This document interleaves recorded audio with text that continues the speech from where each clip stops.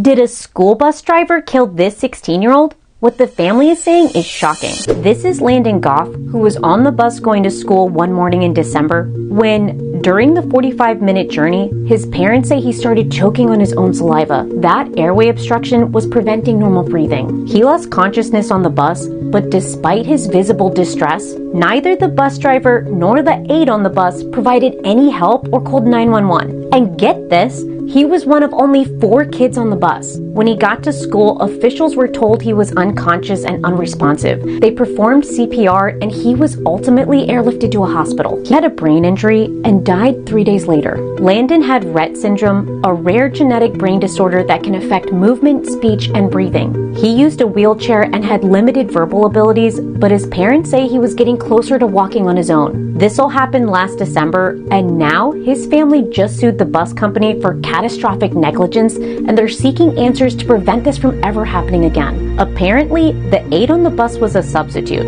and conveniently, the camera and audio system on the bus were apparently not working that day. The lawsuit says the bus company, which operates over 500 buses, should have been better trained to handle medical emergencies with disabled children. The whole thing is still under investigation. Rest in peace to this beautiful soul right here, man. Look at that smile, brighten up the room. And it's sad that these scary ass bus drivers did not want to perform CPR for whatever unknown reason. But then the cameras don't work. How the fuck the camera and the audio and all that shit don't work? And you got these beautiful kids on the damn bus with these folks. And you know, if they have something like this going on, they pretty much, you know what I'm saying, can't do too much for themselves when it comes to like safety. So you should always have that together at all times. It never should be, oh, this is broke, that is broke, because we have kids on the fucking bus, man. Kids. So, ain't no excuse. I hope they get $10-20 million. You know what I'm saying? Even though it's not going to bring them back. This story is heartbreaking.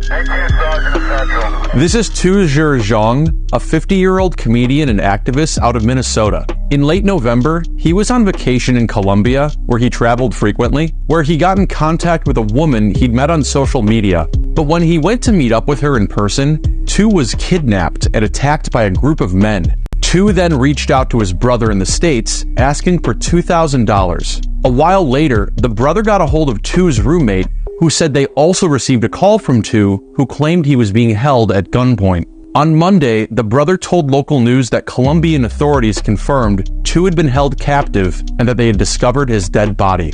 As noted by Vice, Tu's kidnapping and death is just one among a recent string of honey trap robberies in and around Colombia and other countries in South America, where foreigners meet women on apps like Tinder, get drugged, and have their bank accounts drained. Tu was a community activist here in the US, working towards equity and human rights. He called himself America's first Hmong comedian as a member of the Hmong community, an ethnic minority from the country of Laos, where Tu was born. Tu's family is working to create a foundation to offer scholarships and assistance to people in need. Here's his brother. We want to celebrate what he has done and what he could be doing to help the community moving forward. Authorities in Colombia haven't said if anyone has been arrested, but Tu's brother has confidence that the perpetrators will be brought to justice. My condolences goes out to the family, just for the simple fact he up here online trying to meet, you know what I'm saying, somebody nice, whether it's for the night or for a long time. But it's sad that they're using these dating sites and all these other type of ways to scam and scheme people. You know, they didn't help my man for ransom.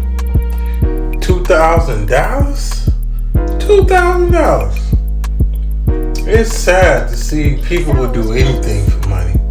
You know what I'm saying? Like, man, $2,000. He got people that love and care for him, and they did this shit for $2,000. And this is what make dating hard, because you get shit like this that happen. So if you out there dating, I just hope you never run into a situation like this. A teen knew texts from his mom were sus. Little did he know they were coming from the man who murdered her, and it was someone in his own family. This is 35-year-old Nisa Walcott. She was a single mother in New York City, and last year, the unthinkable happened to her. She was found murdered, her dead body stuffed in a storage container, discovered by a man who was in the area scavenging things to resell when he spotted her leg. Her family knew something was up when she wouldn't answer their calls.